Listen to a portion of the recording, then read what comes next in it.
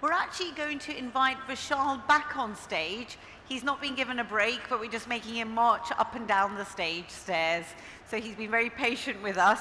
He's going to be joined by a different guest for another fireside. So we're continuing this idea of a deep dive into people's personal journeys.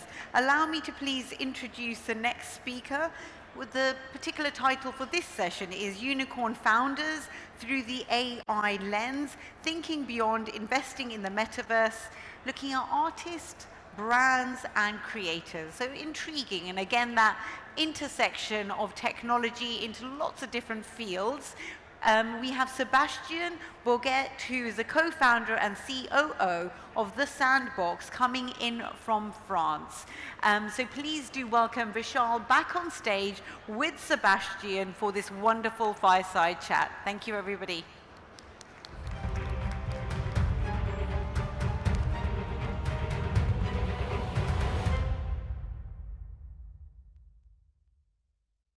One, two? Yeah. All right. Maybe here. Hello. Hello. It's always good to meet Sebastien in IRL. It's in real world. Have a seat, Sebastien. Hello, everybody. Please welcome Sebastien, the founder, co-founder and CEO of Sandbox. Sebastien and I now go back a long time. We have possibly met in now many continents and many countries. We were just together in Singapore. That's right. But just a few weeks back.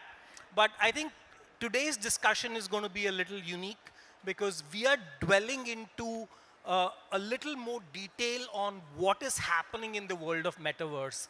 And especially Sebastien and his team has pioneered this whole space.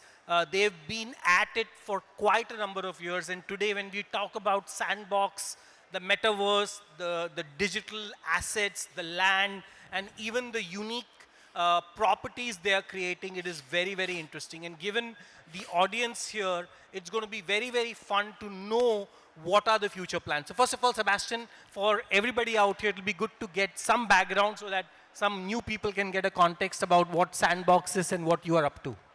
Absolutely. Well, it's a pleasure to be here to see you again, also after India and visiting your own office. Maybe let me start, like, who in the audience is already familiar with Sandbox? Raise your hand. All right, so not too many in this stage, which is great. So let me simply put this way. Sandbox is a decentralized virtual world, a platform where anyone can make 3D content and experiences, truly own them thanks to the use of blockchain and NFTs, and use their content, publish them on their land, exchange it with other users, sell it, monetize it the way they want. We've have more than 5 million users. We brought many users for the first time in Web3. And also more than 400 global brands in many regions of the world to have presence in the metaverse, engage their users. Over the last 12 months, we've seen 1 million users entering and playing those experiences. So step by step, we've been growing an ecosystem, building engagement, and driving the adoption of the metaverse around the world. So before we go into that, of course, there is this whole narrative that the metaverse is dead, and then suddenly we say the metaverse is the next big thing, and depending on which side of the bed, people wake up, there is like people either love it or hate it. So what is your message on what is the metaverse and where is this technology going for the lovers as well as the haters out there? Well, you're right. Like, I feel like metaverse maybe has been getting a lot of bad press, like saying like it's dead and other like clickbait titles in the West. But in Asia and in MENA, on the contrary, like we've seen enormous growth this year. Now Asia represents 40% of like the players, the landowners, the engagement, the brands in Sandbox. We recently announced partnership in the MENA region last week in Saudi Arabia, for example. You can see the VARA, the virtual asset regulator of Dubai, showcasing their experience in Sandbox. So here the traction is strong. And I would say at the end of the day, the metaverse is mostly a combination of social and technology brought together to develop new form of entertainment, new form of experiences. it's not bound to be one platform only. So Sandbox is not the Metaverse. Sandbox is a part of the Metaverse. And the Metaverse itself, this idea is that you and your avatar, that is your digital identity, can move along freely across any virtual world, any platform.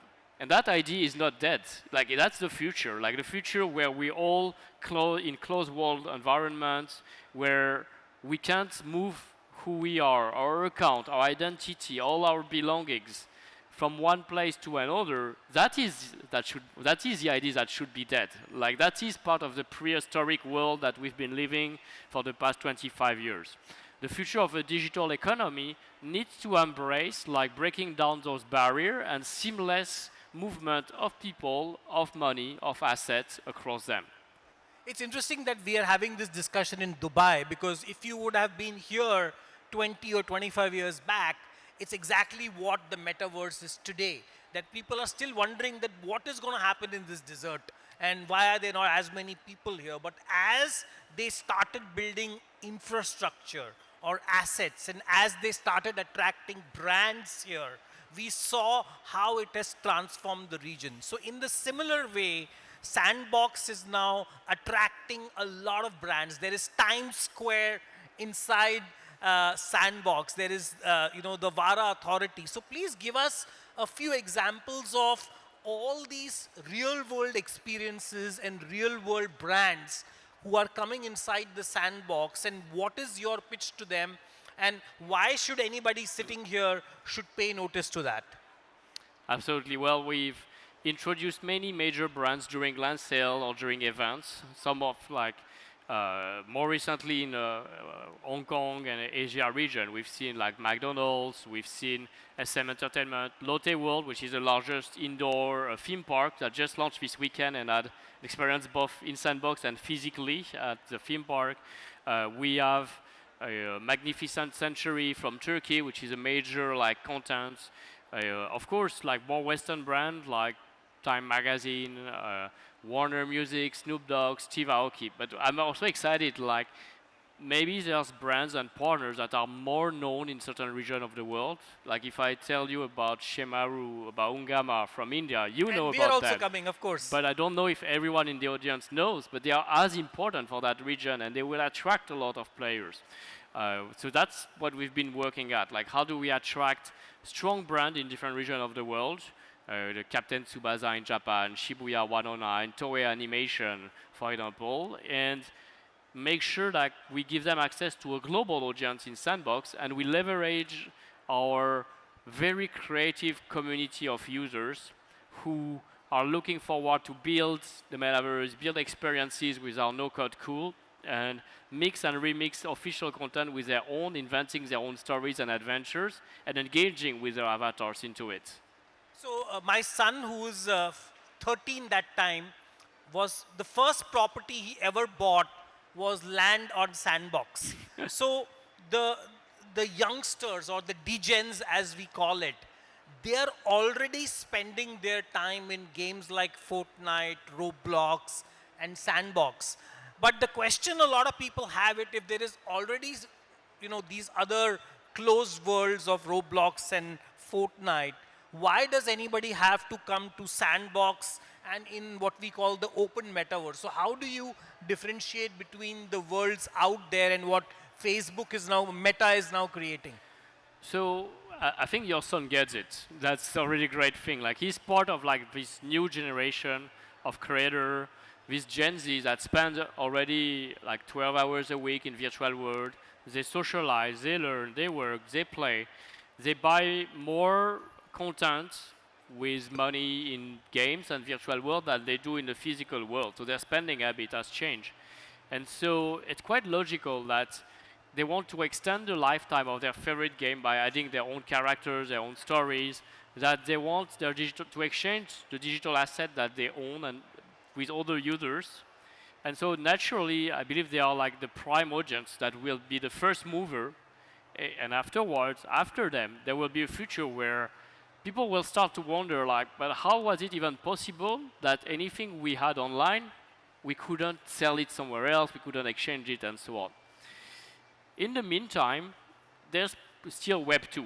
with billions of users. There are still games like Fortnite, Roblox, Minecraft with hundreds of millions of users. They are not going to migrate one day to another, to Web3, until we have fun experience, same graphic quality, and blockchain is seamlessly integrated. Meaning like you don't even think about it. It's there, you enjoy the benefit of it, but you don't need to go for because it's there. Sandbox is probably one of the best approach to create that transition because we offer similar or even more fun from creating content. It's quite natural how we integrate the creator economy based on lands, on avatars, on experiences, and the content you put on the marketplace. And our very open approach where like we want to collaborate with many other decentralized world and centralized world in establishing standards such as with the OMA3, the Open Metaverse Alliance, or the MSF, the Metaverse Standard Forum, where we're having those discussions and working groups. What is the role of AI going to be in the metaverse? And you know, there have been different versions on what people are thinking about AI. What is your view and how are you implementing that in Sandbox? So AI is a very powerful technology that's been definitely progressing at a drastic speed over the past few months. We started to integrate AI already 2 years ago at Sandbox, and it's been essentially helping out around 5 key areas. The first is content generation. We know all about ChatGPT, generative text. So you just type something and like then comes 3D content, 3D world in front of you. It's perfect for 2D, it's perfect for text. It's still progressing and progressing very fast for 3D. And I cannot wait a point of time where like creating content will be as accessible as just typing text. Already right now it's no code in Sandbox. We address a large population because you don't need any programming skills. The future is typing. Making the metaverse more safe as well by reducing like helping on moderation, reducing toxicity in in-game chat. It's been live in Sandbox for quite some time thanks to GGWP solution we integrated. Making avatar movements more immersive. So instead of using like track motion suit and very expensive hardware with human actors to make movement, people can just capture from live video feeds human body movement and apply it to avatars. And we used it to bring like break dancers in avatars collection and add more feeling, more emotion coming from those movements. Music generation as well, I think it's really an interesting area where like it adds again to the immersion by creating music and sound effects that's contextual or that are more unique for the creators. So those are the 4 key pillars like where AI can help. And of course, one of the latest examples I've seen which are really interesting is also around like NPCs, non-playable characters. So imagine right now in virtual world with your avatar you enter and either you chat with real humans or you have NPCs that give you quests and have very basic dialogues, pre-scripted. Now with AI, those characters start to behave like real human, can have deeper conversation and sometimes can even affect the surrounding environment and gameplay. So the future will be at the point where we cannot distinguish anymore if we interact with machine AI-based characters or humans. And that will drive people to spend more time, have more fun, and engage longer in those worlds. So you started working on Sandbox, what, almost 8-9 years ago when you started building it? Right? Yeah. Where do you see the future? What do you see Sandbox evolving, let's say, in the next 10 years? We have now seen where it has come today, but what is the next 5 and next 10 years going to be at Sandbox? You're right, like we started Sandbox in 2011, originally on mobile, and we always had this idea, like a mission, I would say, to empower anyone to become a creator. That's what's driving us along the way. And so along that journey, we saw people love creating, but somehow not owning their content, not being able to monetize it because of platform restriction on mobile was an issue to keep the creators engaged. We moved to blockchain NFT. We've been building Sandbox for 5 years, and now we're able to address better that problem. I feel like it will still around how do we empower even more creators, bringing new possibilities by upgrading the tools, by driving the creator economy, by allowing them to engage their audience and grow and acquire users with new mechanics, by attracting brands that then open themselves to co-creation and leverage that creative community to say, you know what, I have lands, let's create it together. So I will launch a contest, a game jam, and the winners will be featured into my land as my direct neighbors. So we're creating a social layer of discovery on our map. We'll be leveraging different form of technology where the game maker is only one part of how to access content in Sandbox.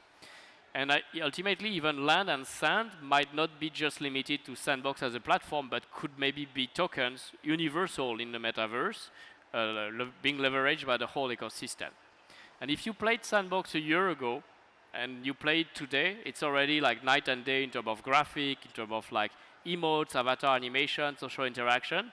So we keep building with our team of 400 people, and mostly now engineer and tech people, more and more capabilities for making it more immersive, better in graphics, more fun, more multiplayer, all those things that matter for people to be retained. So there are many people out here who are developers, who are trying to develop metaverses or who are trying to develop stuff on Web3. What is your advice to them? Because right now it's the bear market, as we say. Overall, the market in Web3 is not at its peak. So what is your advice to them? And when do you think is the next bull run coming?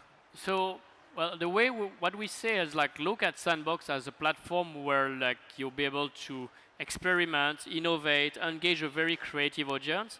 And even if the numbers are not massive, you don't get like millions of users at once, what does matter more for you? Is it like building audiences, not even fan base, like audiences of millions of users who just watch your content for a few seconds and then like our tweets and share, and then you have no way to re-engage that audience unless you pay the platform for like an advertising campaign to re-engage them? Or you free yourself from that control, empower your user, build experiences where users engage for 30 minutes to 1 hour on average, that 95% of them who enter that experience will go through all the quests, exploring, chatting, playing, learning about your brand. And at the end of the day, they get a reward in form of token that you can use to readdress them and their wallet to continue the overall customer journey and user experience, sometimes in a phygital bringing them to your store or in a phygital experience and so on. And that's really where Sandbox adds value to many brands. Fantastic. I know, Sebastien, we can keep talking endlessly, but the time is up here. And thanks, everybody, for being a kind audience. And thanks, Sebastien, for being here. Thank you. Thank you very much.